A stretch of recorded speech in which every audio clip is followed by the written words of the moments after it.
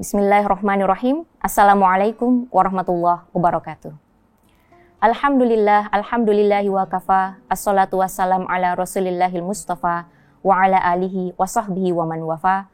Rabbi syrah lana sudurana wa yassir lana umurana wahlul 'uqdatam min alsinatina yafqahu aqwalana. Alhamdulillah, puji syukur kehadirat Allah Subhanahu wa taala, kita bisa bertemu ya, walaupun kita tidak bersua secara langsung. Kita bisa bertemu dengan bulan Ramadan ini, bulan penuh kemuliaan, bulan di mana Al-Quran diturunkan. Tak lupa salawat serta salam kita haturkan kepada Rasulullah SAW, kepada keluarga, sahabat, serta pengikutnya hingga akhir zaman. Kawan-kawanku sekalian, dalam sebuah hadis yang sangat terkenal, hadis yang sangat masyhur, ya, yang juga dikompilasi oleh Ibnu Hajar Al-Asqalani dalam kitabnya Bulughul Maram pada bab Az-Zuhud wal Wara', ya, yang diriwayatkan oleh Nu'man bin Bashir radhiyallahu anhuma bahwa Rasulullah SAW bersabda, "Innal halala bayyin," sesungguhnya yang halal itu jelas, "wa innal harama bayyin," dan yang haram itu juga jelas. "Wa bainahuma mushtabihat," dan di antara keduanya ada hal yang samar-samar, "la ya'lamuhunna katsirun minan nas," yang mana hal samar tersebut banyak yang tidak diketahui oleh manusia. Faman ittaqa syubuhat faqad istabara li dinihi wa irdihi. Barang siapa yang berhati-hati menjaga diri dari yang syubhat, maka dia telah menjaga agamanya dan juga menjaga kehormatannya. Faman waqa'a fi syubhati waqa'a fil haram. Dan barang siapa yang terjerumus kepada hal yang syubhat, maka dia terjerumus kepada hal yang haram. Karra'i yar'a haulal hima yushiku an yarta'afi.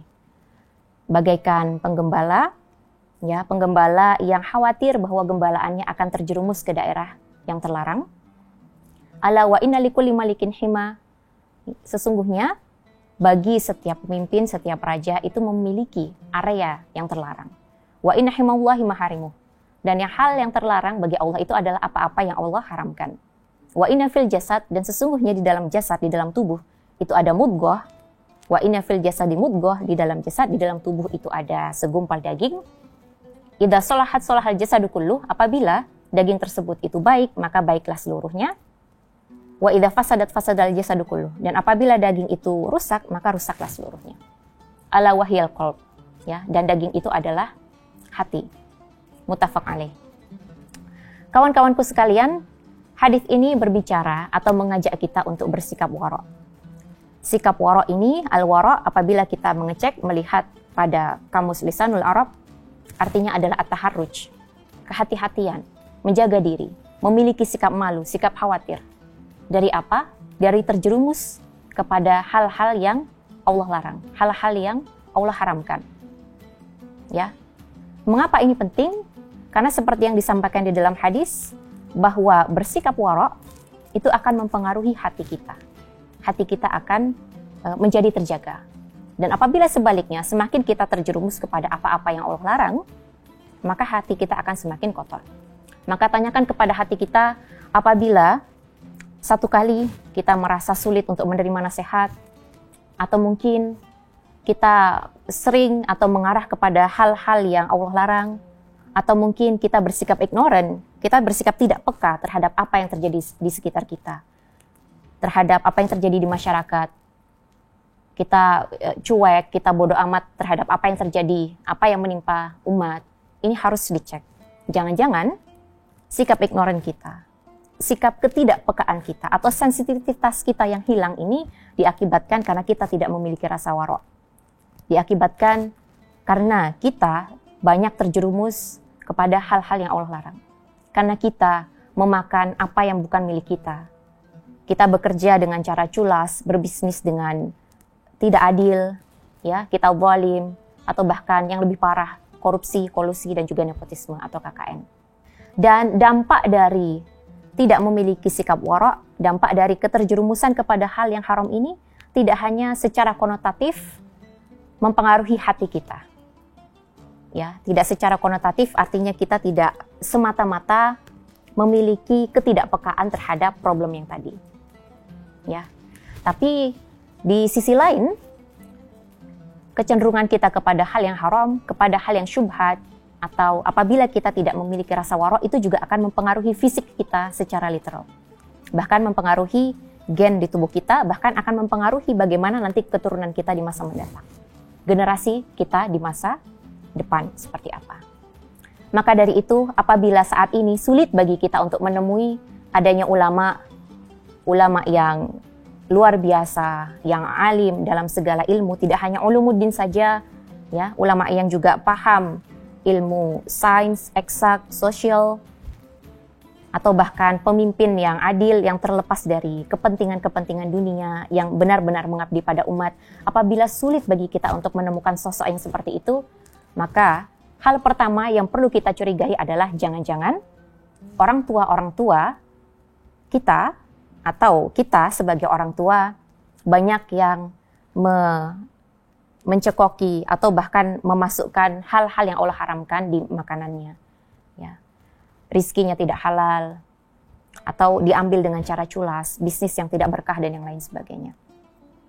Kawan-kawanku sekalian yang dirahmati Allah, apabila kita melihat, kita menengok dari sejarah para alim ulama di masa lalu, ya, kita akan melihat bahwa betapa kejujuran, kehati-hatian, sikap warok dari seorang wanita penjual susu, yang mana kemudian kejujurannya ini membuat Umar bin Khattab kemudian menikahkan perempuan tadi dengan anaknya Asim bin Umar bin Khattab, akhirnya melahirkan generasi, melahirkan cucu yang kemudian dikenal dengan Umar bin Abdul Aziz, seorang khalifah dari Bani Umayyah yang sangat luar biasa, sangat adil, sangat disegani, bahkan sangat-sangat warok apabila kita membaca sejarahnya.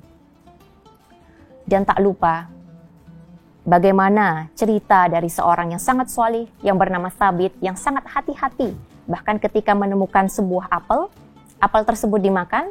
Dan ketika dia memakan apel yang tidak tahu siapa pemiliknya, dia merasa sangat bersalah dan dia cari ke segala penjuru dari mana apel itu berasal. Dan ketika Thabit bertemu dengan seorang pemilik dari kebun apel, kemudian mengakui kesalahannya, dan pemilik kebun apel ini sangat kagum terhadap sikap warok dari Thabit. Kemudian Thabit dinikahkan dengan seorang wanita yang sangat luar biasa, yang mana panca inderanya semuanya terjaga dari hal-hal yang Allah haramkan.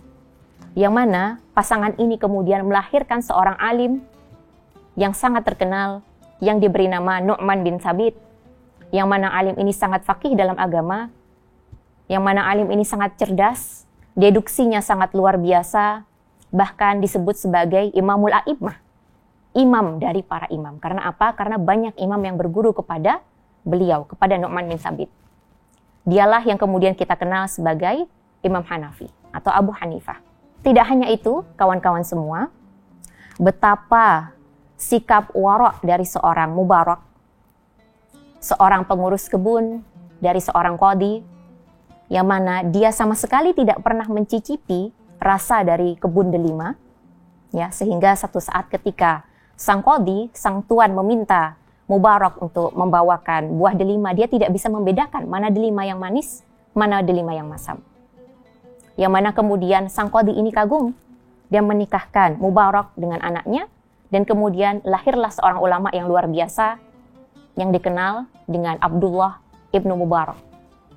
Dan Abdullah ibnu Mubarak ini memiliki karya yang sangat banyak, ya, termasuk karya-karya yang berkaitan dengan zuhud dan juga wara', yang juga Abdullah bin Mubarak juga seorang filantropis yang sangat dermawan, sangat kaya, sangat bermanfaat bagi masyarakat yang ada di sekitarnya.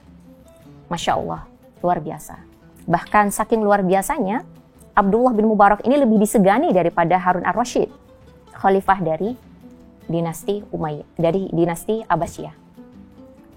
Bahkan saking luar biasanya, Abdullah bin Mubarak ini sangat disegani, bahkan melebihi Harun ar-Rasyid, khalifah yang sangat masyhur, sangat terkenal dari dinasti Abbasiyah.